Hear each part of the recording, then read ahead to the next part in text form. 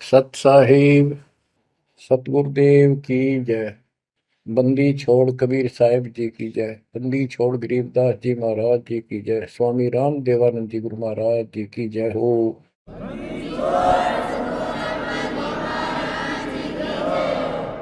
सर्व संतों की जय, सर्व भक्तों की जय, धर्मी पुरुषों की जय। श्री काशी धाम की जय, श्री सुडानी धाम की जय, श्री क्रोथा धाम की जय, श्री बरवाड़ा धाम की जय। सत साहिब। कबीर दंडवतम गोविंद गुरु बंधु जन सोए। पहले बहे प्रणाम तिन नमो जो आगे। सतगुरु पूर्ण ब्रह्म है, सतगुरु आप अलेख। सतगुरु रमता राम है, या ममीन नामेख। बच्चों, परमपिता परमात्मा कबीर जी की असीम रजा से आज आपके ऊपर उस मूल ज्ञान की वर्षा हो रही है जिसकी प्यास आत्मा को युगों युगों से थी। बच्चों, इस गंदे लोक को समझो अच्छी तरह। जब तक आपके दिल में यह बात नहीं बैठेगी, वो वहम नहीं होगा आपका कि कित फंस गया क्या। यू घर अपना नहीं, यू परिवार अपना नहीं, यू लोक संसारिक किस ब्रह्मांड अपना नहीं। तो हम किस आस पर जी रहे। केवल अपना सतपुरुष है, उसका नाम कबीर है, सारी सृष्टि का रचनहार है, वो सुख का सागर है, हमारा अपना है, हमारा पिता है, हमारी माँ है, हमारा सच्चा साथी सखा है, हमारा वही बंधु भाई है। बच्चों, आप इस बात को आज मान लो, ना फिर घने दुखी हो जाओगे, फिर माननी पड़ेगी कि यह भक्ति करनी पड़ेगी और बकवास त्यागनी पड़ेगी। आज शरीर स्वस्थ है, दो रोटी का रोजगार चंगा है, परमात्मा कति याद नहीं आवते, सौ जतन कर ले इसको। कितना समझा रहे, माचा माचा करे, कल ये कर दूंगा, परसों ये कर दूंगा। और उसको जब हो जाती है कैंसर, उसकी शकल देखे उस अफलातून की, गिनती के दिन शेष दिखाई देते उसको। इसलिए परमात्मा कबीर जी हमें याद दिलाते हैं, कबीर दुख में सुमन सब करे, सुख में करे न कोई। जय सुख में सुमन करे, तो दुख काहे को होए। कबीर सुख में सुमरण किया नहीं, दुख में करते याद। कह कबीरता दास की, को न सुन फरियाद। आज जो सुखी हैं, थोड़ा मोटा कोई पद पोस्ट मिली हुई है छोटी मोटी, घर में दो पैसे का जुगाड़ ठीक है, कार कोठी है, उनके तो नखरे न्यारे हैं। उनकी बातों में सुनकर हैरान रह जाते थे हम तो। जब हमको ज्ञान नहीं था, हम भी ऐसे निकम्मे थे। इस अध्यात्म ज्ञान ने तोड़ दिया इस मन की बकवाद, इस अहंकार को फोड़ दिया कति। और ये सतगुरु बिना बात बने नहीं। सतगुरु ऐसा ज्ञान सुनाता है कि आत्मा एकदम सतर्क हो जाती है और परमात्मा की तरफ बढ़ती है। एक नित्यानंद नाम के ब्राह्मण थे, नंदलाल नाम था उनका वैसे। नारनौल के नवाब के यहाँ वो तहसीलदार की पोस्ट पर थे, आज से 300 वर्ष पहले। उसके माता पिता की डेथ हो गई थी। नाना नानी ने उनको पाला, जवान किया, वहां नौकरी लगवा दी। उनके नाना जी इस दरबार में पहले से ही नौकरी करते थे। एक तो जाति ब्राह्मण, ऊपर से पोस्ट तहसीलदार। उस समय तहसीलदार, उस समय तो पटवारी भारी होता था। उनको फिर ज्ञान समझ में आया। एक विष्णु जी के उपासक वैष्णव परंपरा के संत गुमानी दास नारनौल शहर में किसी भगत के अपने सेवक के यहाँ सत्संग करने आए। उनके साथ में ही नंदलाल तहसीलदार का मकान था।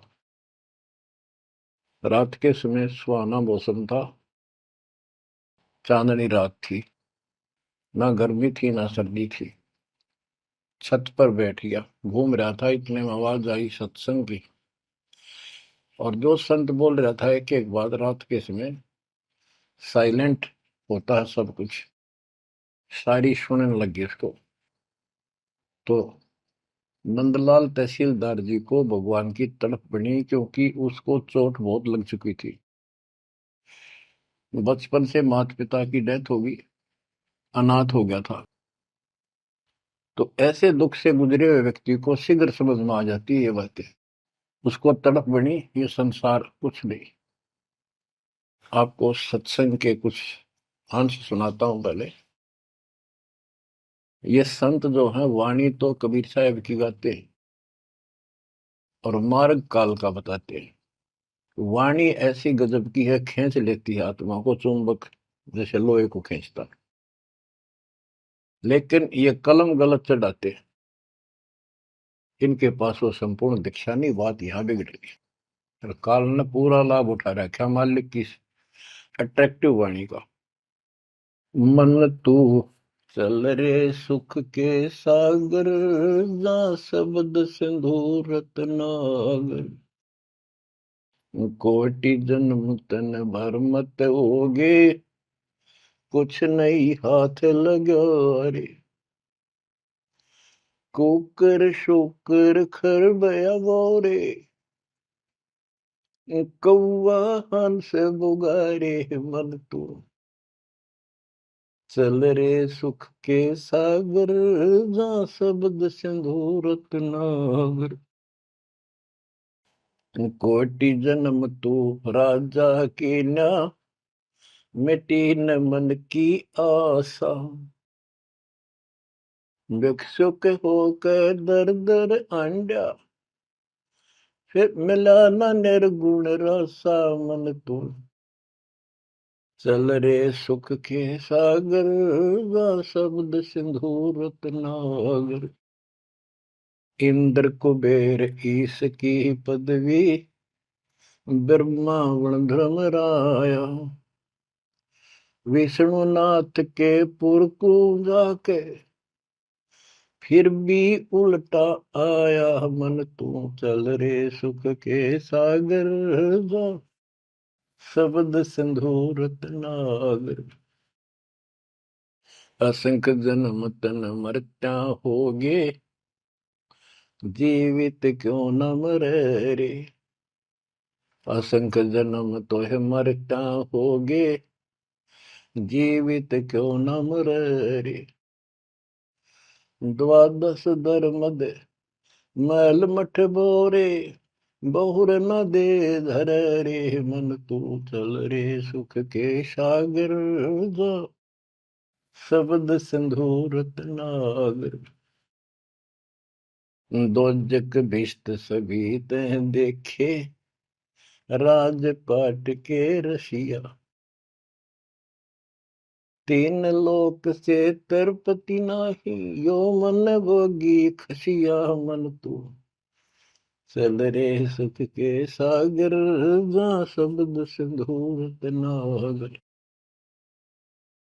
सतगुरु मिले तो इच्छा मिटे, पद मिल पदे समान। सतगुरु मिले तो इच्छा मिटे, पद मिल पदे समान।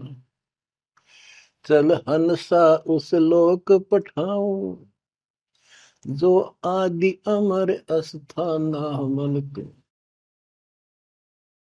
चल रे सुख के सागर, जा शब्द सिंधु रत्नागर। चार मुक्ति जा चंपी करती, माया हो रही दासी।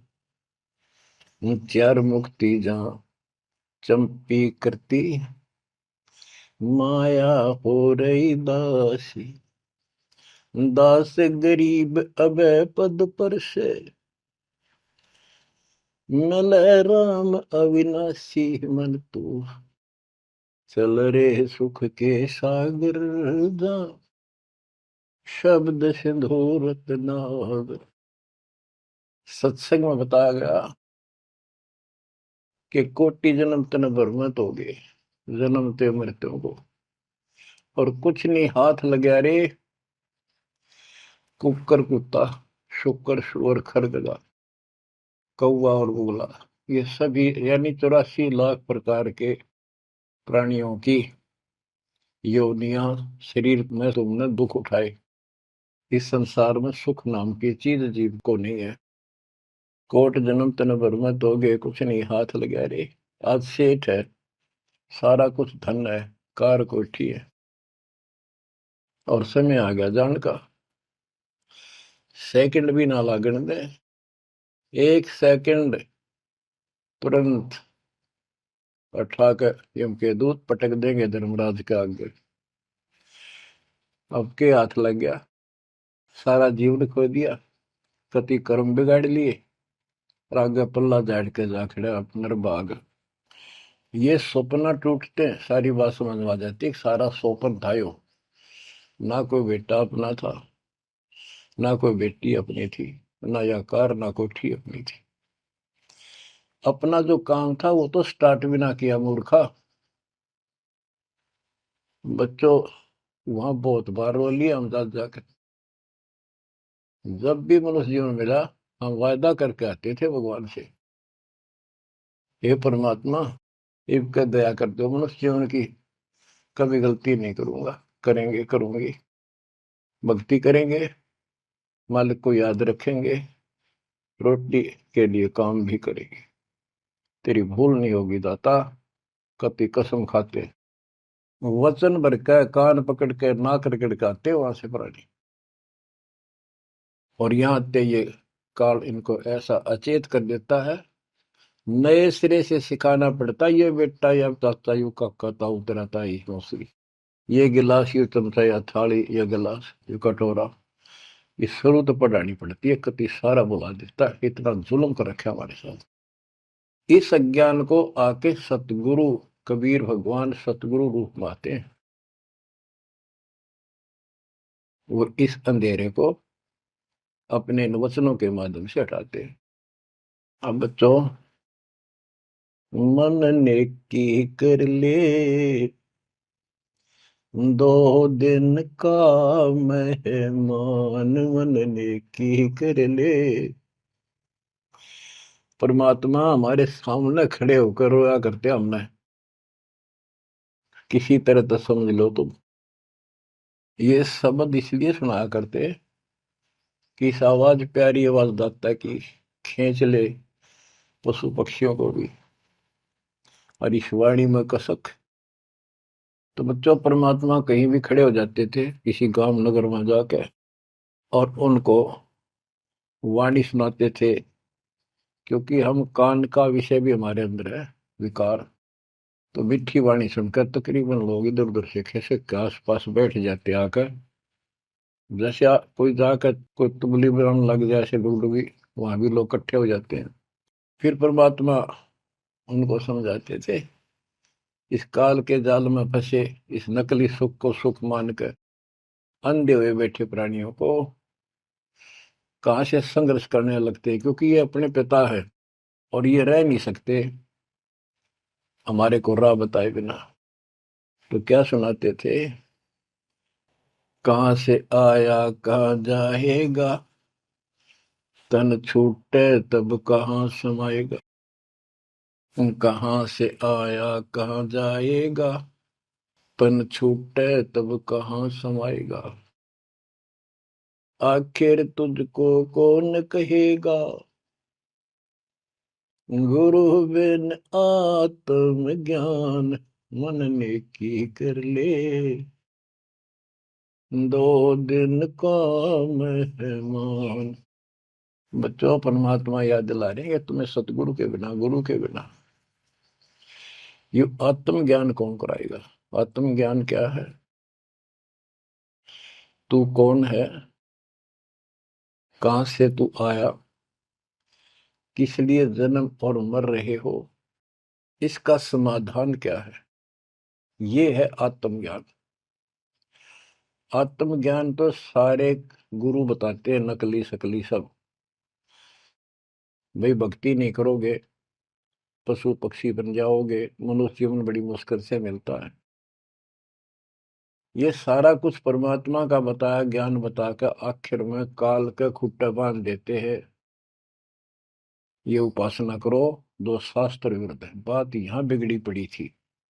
तो बच्चों फिर कहते ये तो आत्मज्ञान होगा। कबीर सतगुरु बताता आत्मज्ञान, तुम सतलोक में रहते थे, वहां किसी चीज का कष्ट नहीं था, कोई दुख नहीं, कोई रोग नहीं, कोई शोक नहीं, कोई जन्म नहीं, कोई मृत्यु नहीं,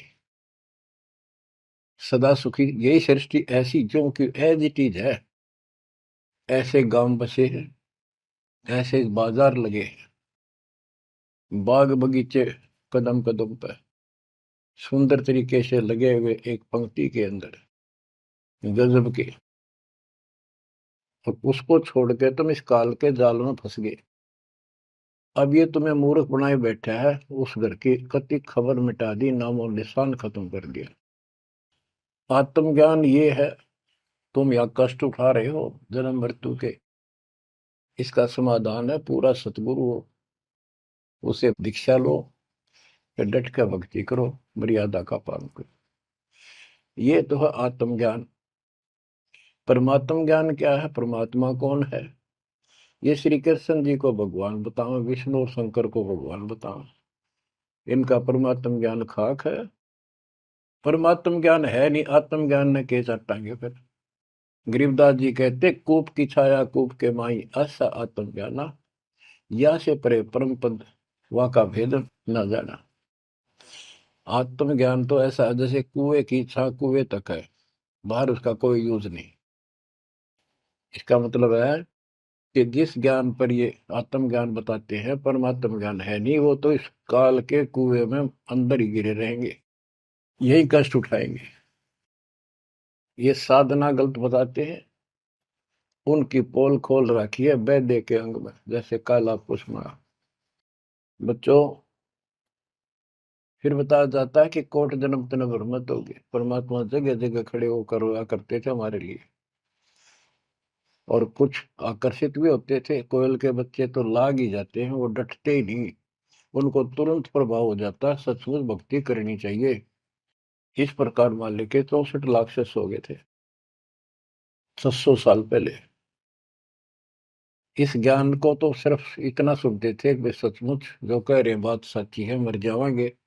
ये वाणी ऐसी है सीधी फोड़ देती है आत्मा के मैल को, फिर सुख होने शुरू हो जाते थे दाता का नाम लेते ही। इसलिए चिपकते चले गए। दाता भी चाहते थे, परमात्मा भी, कि इनके अपनी कलम चढ़ा दूं एक बार बस, इन पार तो होना नहीं।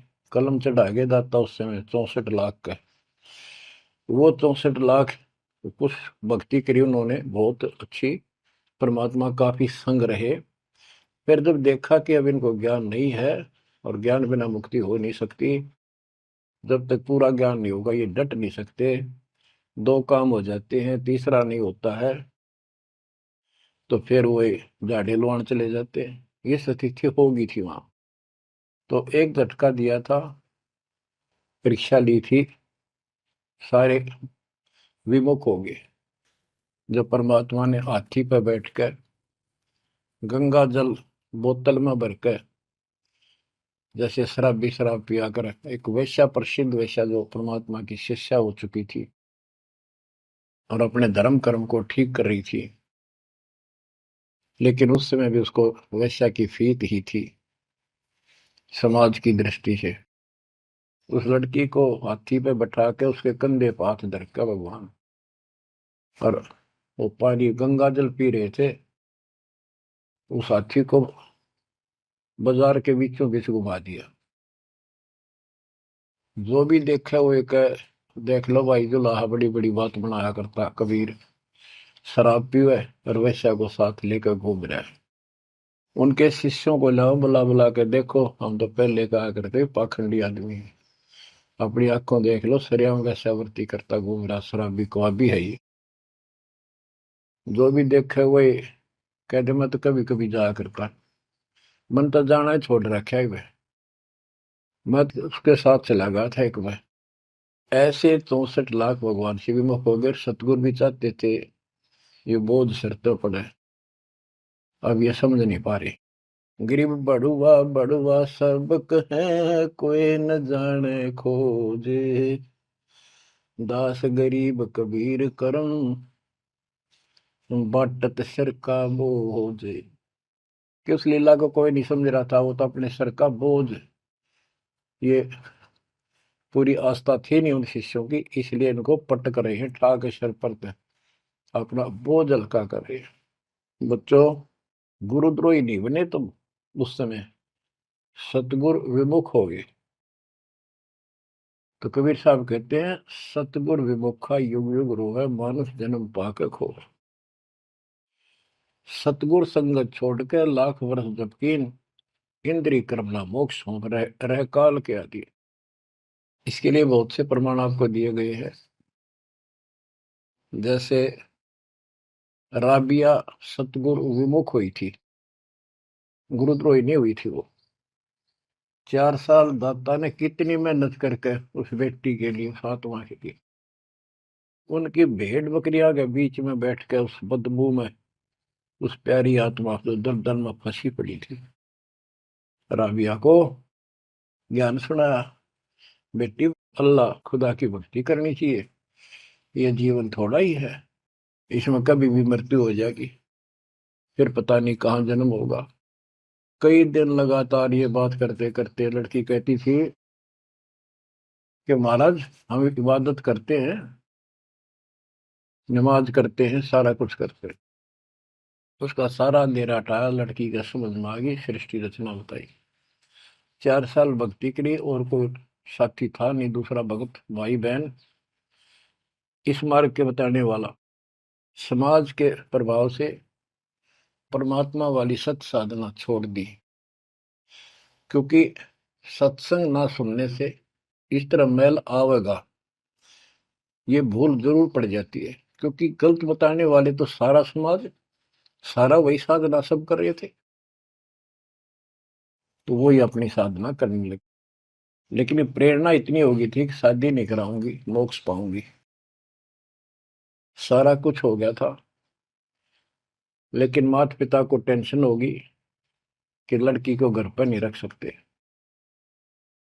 तो कह दिया बेटी या तो निकाह करा ले, नहीं तो अब दोनों मराएंगे। लड़की ने विचार कर लिया कि माता पिता की हत्या का दोष मुझे लगेगा, इसलिए यस कर देती हूँ, अपने पति से बात करूंगी। निकाह करने की यानी शादी की हाँ भर ली, और ब्याह हो गया, अपने पति के घर चली गई। वो एक अच्छा अफसर था, साहब था, नेक आत्मा था। राबिया ने स्पष्ट कर दिया, बात सुनो मेरी, मैं भक्ति करना चाहती हूँ और मैं संतान उत्पत्ति नहीं करूंगी, अगर आपने जोर जबरदस्ती कर दी तो मैं फांसी का के मरूंगी, ये फाइनल सुन लो। उसके पति ने कहा कि एक बात बता राबिया, जब निकाह हुआ आपने स्वयं कबूल किया था, मैं निकाह कबूल करती हूँ। मुसलमानों के अंदर एक विशेष बात है कि लड़का लड़की चाहेंगे तो ब्याह होगा, ना हुआ नहीं, तो तेने उस समय कबूल क्यों किया था? राबिया बोली, मेरी मजबूरी थी, समाज का दबाव था मेरे माता पिता पर, मेरे माता पिता ने शर्त रख दिया तो शादी करा ले, नियम दोनों मरेंगे, तो इसलिए मैंने शादी कर ली। अब आप पर फैसला है, वहां तक 2 मरे थे, भी आई एक मरेगी, मैं भक्ति करूंगी, ये मेरा फाइनल फैसला है। तो समझदार था मुसलमान, कई कई शादी कर लेते हैं, उसको इसकी कोई समस्या नहीं थी, परमात्मा की दया से गुजारा भी खूब था। वो बोला, रबिया बात सुन ले, जैसा समाज का दबाव तेरे ऊपर था, तेरे माता पिता पर, ऐसा समाज मेरा भी है, और यहाँ मुझे भी जवाब देना भारी हो जाएगा अगर तू इधर उधर जाओगी। तो जाइए भक्ति के लिए, इसलिए घर में रहेगी, मेरी तरफ से मेरी बहन होगी, संसार की दृष्टि में मेरी पत्नी बढ़कर रहना होगा। राबिया ने कबूल कर लिया, यस कर दी। उसने अपने और विवाह करा लिया। जब वो होगी 50 साल के ऊपर, हज करने चली। उसके पति ने कहा, आपके लिए मैं गाड़ी घोड़ा ऊंट तैयार करवा देता हूँ, अरे जाओ, बहुत खुशी की बात है, मुझे भी पुण्य मिलेगा आपके सहयोग में। वो कहने लगी, मैं पैदल जाऊंगी। यानी भावना अलग होती है भगत की, या धार्मिकता रंगी हुई होती है पिछले जन्मों की। वो चल पड़ी, पैदल चल पड़ी। रेगिस्तान ज्यादा होते थे उस टाइम, सभी जगह सूखे पड़ते थे। मक्का में चली, मक्का के राह पे काफी सफर तय करने के बाद एक कुआं आया। उस कुएं पे ना बाल्टी थी, ना कोई रस्सी थी। वो लगता था उसमें गिर गई थी। उधर एक कुतिया बहुत प्यासी थी, प्राण जानने हो रहे थे उसके। राबिया को समझते देर नहीं लगी, वह कभी राबिया के पैरा में आवे, कभी कुएं की तरफ जावे। बहुत बुरा हाल था उसका। उसके छोटे छोटे बच्चे भी थोड़ी सी दूरी पर बिलख रहे थे। उस पुण्यात्मा ने, धार्मिकता भर दी थी दाता ने उसमें, अपने सिर के बाल पाड़े, उसकी रस्सी बांटी, 5-5 4-4 बाल लेकर, और लंबी रस्सी गांठ डाला का बना के अपने कपड़े उतार के उस रस्सी के कपड़े बांध गए। पहले मोटे मोटे कपड़े होते थे सूत के, और वो बहुत पानी सोख लेते थे। कुएं में बाल्टी की तरह डाले, बाहर लाकर उनको नचोड़ा। एक मटके का केकरा सा पड़ा था, टुकड़ा फूटा हुआ, उसमें पानी भरती गई, कुतिया पी गई 2 किलो पक्का पानी, और पी कर चली गई। अब उसने अपने कपड़ों से, गिल्ले कपड़ों से सिर का ब्लड साफ किया, और झाड़ झूड़ के कपड़े, गर्मी के दिन थे, ठीक सा मौसम था, वो कपड़े निचोड़ कर पहन लिए और सफर पर चलने को तैयार हुई। इतने में वो मक्का मकान उठ गए, वो महल मंदिर, वो कब्बा उठ गए और कुएं के साथ आकर लग गया, जैसे प्लेटफार्म पर ट्रेन आकर लगती है। राबिया के लिए आश्चर्य का ठिकाना नहीं कि मक्का ही आ गया, मैं तो मक्का ही जाना था, पटदे चढ़ गई। उसके अंदर बड़ी बढ़ते उठ लिया, चढ़ते उठ लिया, उड़ के चल पड़ा। उधर से अब्राहिम सुल्तान अदम पहले किसी और जन्म में था। जैसे परमात्मा गरीबदास जी कहते हैं, वाहन गुरुड़ कृष्ण असवारा, लक्ष्मी डोरे चौर पारा, असुर निकंद मेड़ी में। अब गरीबदास जी को कृष्ण विष्णु दिखाई देता, और कृष्ण को ज्यादा लोग मानते हैं। इसी प्रकार उस समय जो अब वर्तमान में वाणी बोली गई, अब्राहिम सुल्तान को अधिक जानते हैं, इसलिए सुल्तान अदम का जिक्र किया, जबकि पहले ये किसी और शरीर में था, राबिया के समकालीन था। सब कहने लगे, भाई मक्का कहाँ गया, मक्का कहाँ गया, मंदिर कहाँ गया। अब्राहिम सुल्तान भी वहां जाता रहता था, मुसलमान भाइयों को समझाना चाहता था, गुरुदेव के आदेश से अपनी सच्ची राह बताया करता, क्योंकि वहां धार्मिक लोग ही जाते हैं। वहां चर्चा चली कि मक्का कहाँ गया, मक्का कहाँ गया। सबको आश्चर्य हुआ। अब्राहिम सुल्तान जो पहले शरीर किसी और शरीर में था, गरीबदास जी की वाणी में है कि सुल्तान अदम मक्के गया, मक्का नहीं मकान, गया एक रांड को लेने को, नो कहे अदम सुल्तान। अब्राहिम सुल्तान अदम कहता है कि निकम्मी औरत को लेने गया, वो पहले सतगुरु शरण में आई थी, वो साधना छोड़ के अब ये वही डले ढो रही है। उपस्थित मुसलमानों को उसकी बात अच्छी नहीं लगी, दुख भी हुआ, लेकिन मुसलमान था इसलिए आगे बात बढ़ी नहीं। इतने वो मक्का आके वहां यथा स्थान पर स्थापित हो जाता है। लोगों ने देखा उसमें एक लड़की एक औरत है, एक बहन है। नाम पता करा तो पता चला ये ऐसे ऐसे इसका राबी नाम है। सारे मुसलमान समाज में ये हो गया भाई, भक्ति हो तो राबी जैसी, अल्लाह को खुश कर लिया, इसको तो जन्नत मिले ही मिलेगी। अगला जन्म उसका एक बांसुरी नाम की लड़की का हुआ। परमात्मा जो उसको चार्ज कर गए थे, वो परमात्मा की चाह उसके अंदर फिर भी तड़प रही थी। उसने ब्याह उस समय भी नहीं कराया और अपना शब्द गाती रही, परमात्मा अल्लाह की महिमा सुनाने लगी। और बंसुरी रूप में भी 50 साल से ऊपर होगी, हज करने गई। तो उसको ये ज्ञान हो गया था, क्यों परमात्मा की धार्मिक बातें डेली गाती और सुनती थी, कि जो मक्का में मरता है उसको सीधी जन्नत मिलती है, स्वर्ग, बहिश्त। तो उसने सोचा ये शरीर तो एक दिन जाएगा, और कहते हैं मक्का में मृत्यु होगी तो जन्नत मिलेगी, जन्नत के लिए सब कुछ किया जा रहा है। उसने वही गर्दन काट दी अपने हाथ तो तलवार मार के। सब कहने हो गया भाई, बांसुरी तो गई स्वर्ग में, बांसुरी ने कुर्बानी दे दी और जन्नत में गई। अगला जन्म उस फातिमा का कर्महीन का, वैश्या का बना। 2 जन्म कति ब्रह्मचर्य के पालन कर लिए, आखिर में सारी कसर काट दी काल ने। परमात्मा कहते काल के षड्यंत्र को तुम तक ये समझोगे, ब्रह्मा विष्णु महेश अभी तक नहीं समझ पाए। फिर दया करी दाता ने, वो गंदा नरक भोग के वह फिर मरी।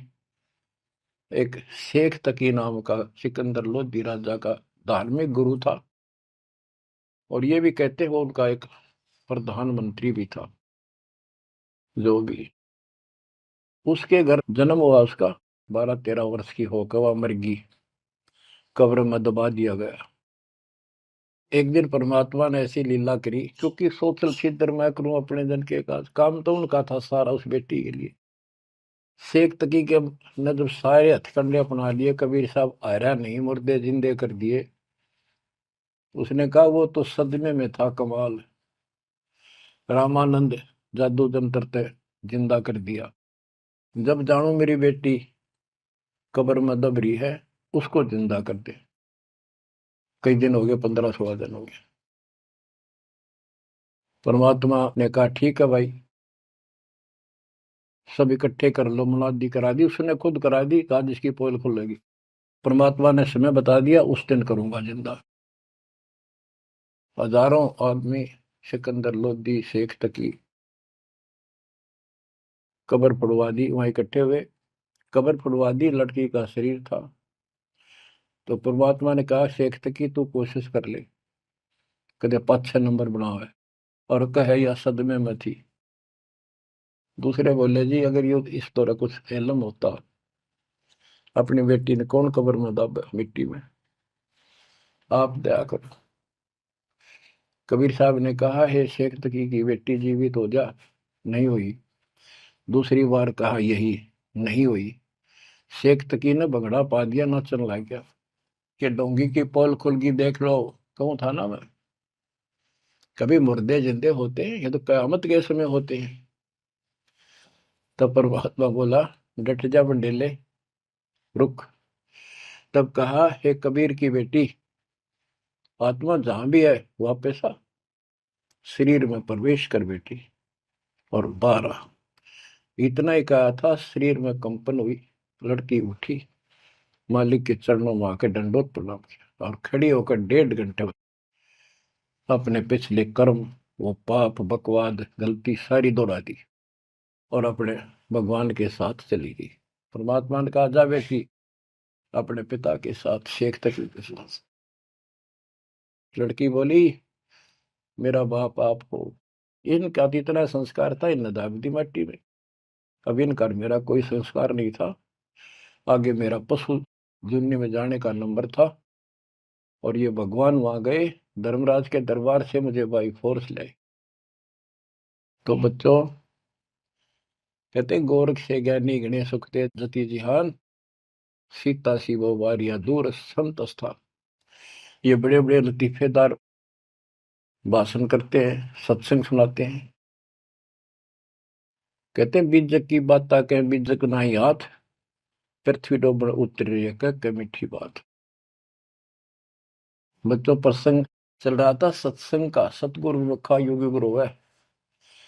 तो इसी प्रकार हम सतगुरु विमुखा हुए जब आज तक रो रहे हैं। हमारा वो कुछ भक्ति करा कर चार्ज कर गए थे, जिस कारण से अपने को मनुष्य जीवन मिलते हुए आ रहे हैं और भक्ति की चाह भी है। यह गलती फिर न दोहराई। अब नित्यानंद का जो प्रसंग था उस पर आता हूँ। और सत्संग चला के कोट जन्म तन भ्रमत हो गए, कुछ नहीं हाथ लगा रे, कुकर शुकर खरब्याब हो रे, कौ वाहन सुलगा रे, कोटि जन्म राजा की ना। महावीर जैन जैन धर्म के 24 में तीर्थ कर राजा बने, महाराजा बने, स्वर्ग में देव बने, फिर कुत्ते गधे शोर बने। खाक है फिर के चाटव देव पद न जो गदाय बन गया आखिर। इंद्र कुबेर इसकी पदवी, ब्रह्मा विष्णु महेश के पद पा चुके हो आप। इंद्र तक की पदवी पाई है और फिर यहीं भटक रहे हैं। दो जग भीष्ट सभी ते देखे, स्वर्ग नरक सभी धक्के खा चुके हो, भटक चुके हो। राजपाट के रसिया, तीन लोक से संतुष्टि नहीं है, ये मनभोगी खसिया। कोई एमएलए बन जाए, सरपंच बने, मन में आता चेयरमैन बनूं। चेयरमैन भी बन जाता है, वे एमएलए में बात बने।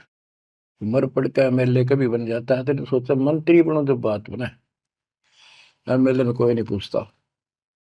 मंत्री यूं सोचता है चल तो मुख्यमंत्री की है, हम तो टाइम पास कर रहे हैं। मुख्यमंत्री बनने के बाद उसकी तड़प हो जाती है प्रधानमंत्री बनूं तो बात बने। वो बनेगा कि ना बनेगा, इतना मृत्यु हो जाएगी, फिर गधा बनेगा। बच्चों तीन लोग से तरपतना ये मन भोगी खसिया। सतगुर मिले तो इच्छा मिटे, पद मिल पदे समाना, चल हंसा उस लोक पठाऊं जो आदि अमर स्थान। कि सतगुर मिलेगा तो इन बकवादों से मन हटाएगा और कहेगा चल हंसा उस लोक पठाऊं जहां कभी मृत्यु नहीं होती। चार मुक्ति जहां चंपी करती, माया हो रही दासी। यहाँ चार मुक्ति प्रमुख मानी गई है और ये थोड़े समय की होती है। जैसे शालोक, जिस देवता की भक्ति करे उस देवता के लोक में चला जाएगा। शाह रूप, उस देवता का रूप जैसा बनाकर वहां रहेगा। सामीप्य, उस अपने देवता के साथ समीप रहेगा।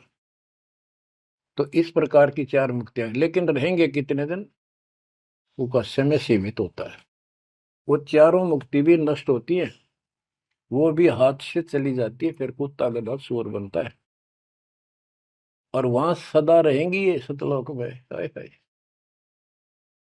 चार मुक्ति जा चंपी करती, माया हो रही दासी, दास गरीब अब पद पर से, मिले राम अविनाशी। के चार मुक्ति जा चंपी करती, यानी चरणों में पड़ी रहेंगी, सदा के लिए भगवान के साथ रहेंगे। और इस धन संपत्ति की वहां कमी नहीं, भरे पड़े हैं खजाने आपके। दास गरीब अब है पद पर से, वहां कभी भय नहीं किसी चीज का, मौत का भय नहीं। सबसे बड़ा डर यहाँ मौत का है, वो जाते खत्म होगा। दास गरीब अब है पद पर से, मिले राम अविनाशी। ब्रह्मा विष्णु महेश नासवान, ब्रह्म नासवान सरपुरुष, अक्षर पुरुष ये नासवान, देवी नासवान और देवताओं की जिक्र के करूं। गीता प्रमाण देती है दूसरे अध्याय के 12वें श्लोक में, चौथे अध्याय के 5वें श्लोक में और 9 में और 10वें के 2 में।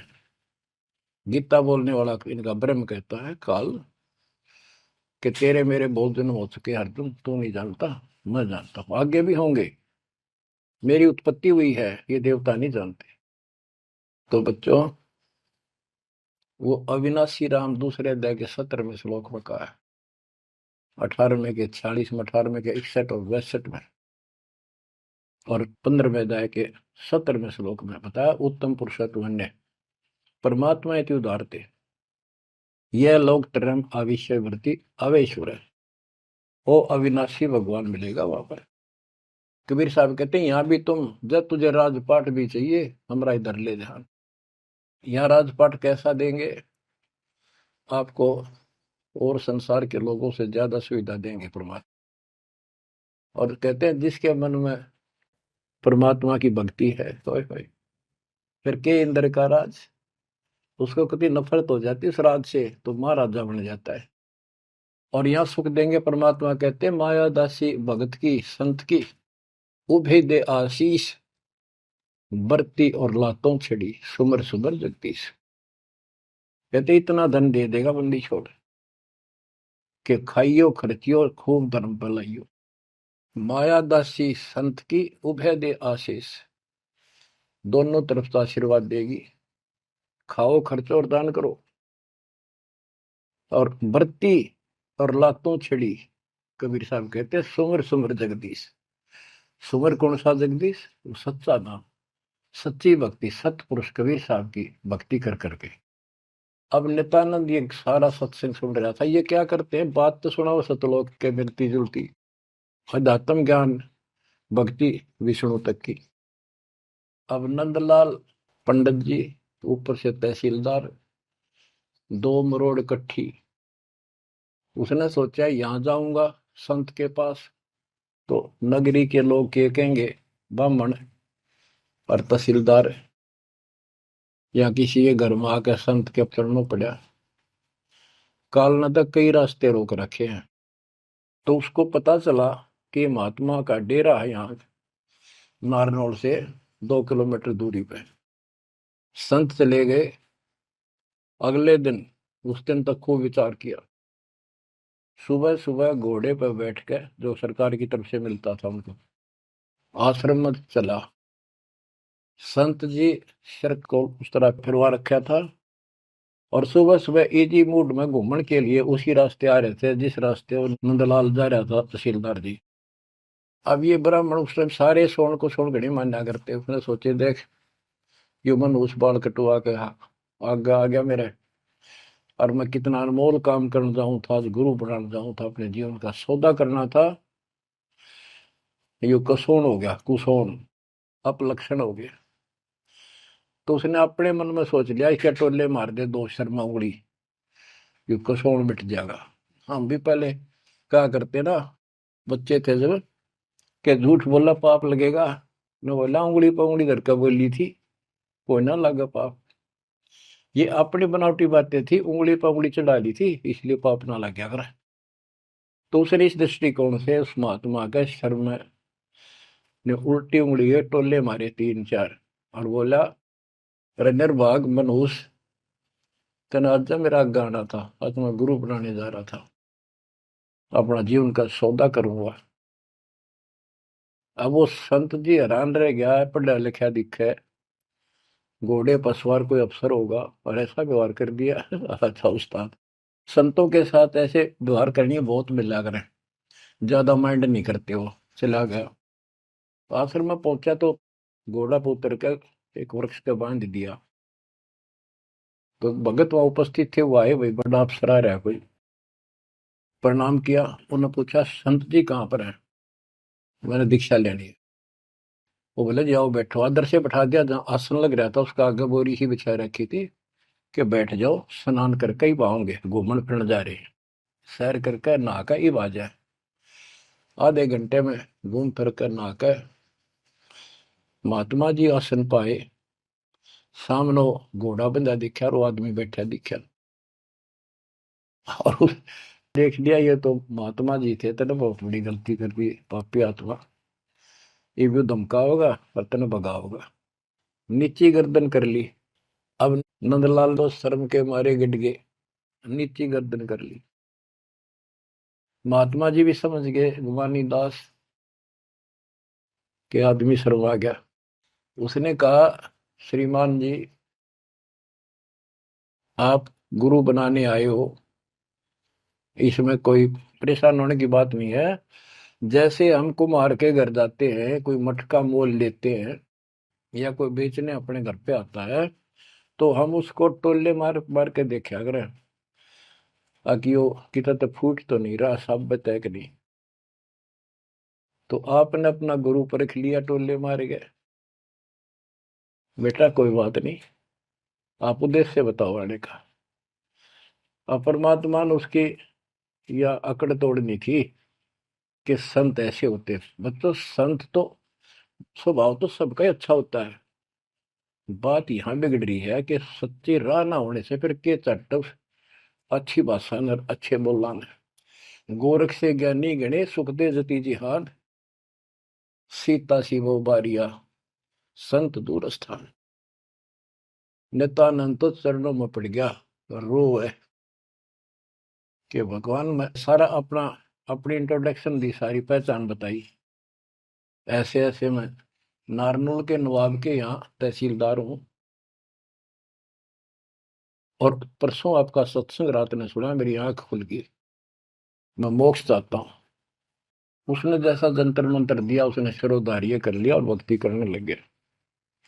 इतना प्रेरित हो गया कि नौकरी भी छोड़ दी, और गुरुजी तो चले गए, वो अपना घर त्याग के उस मंत्र को साथ लेकर एकांत स्थान जंगल की खोज करने लगा। तो हरियाणा में यहाँ एक माजरा गांव है, बेगोवा है, बास है, इन 3-4 गांवों की सीमा इकट्ठी है। वहां एक तालाब बना हुआ था, जोड़ी सी, उस पर काफी जंगल नमक, जंगल तो वैसे पहले बहुत होते थे सारे ही।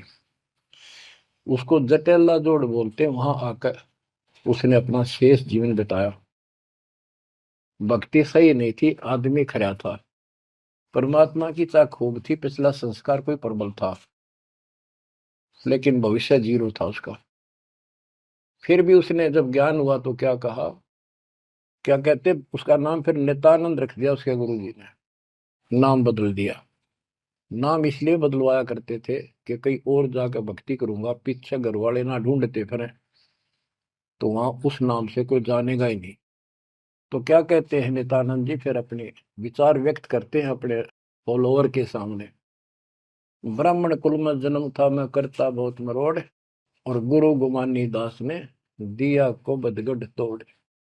जाति का अभिमान, पोस्ट का अभिमान, धन का अभिमान, और पहलवानी पहलवान हो जा काया का अभिमान, ये जीव का दुश्मन होता है। ब्राह्मण कुल में जन्म था, मैं करता बहुत मरोड़, बड़ा अहंकार था मेरे में, गुरु गुमानी दास ने दिया कोबद गढ़ तोड़। ये कोबद का गढ़ था, एक अति तोड़ दिया।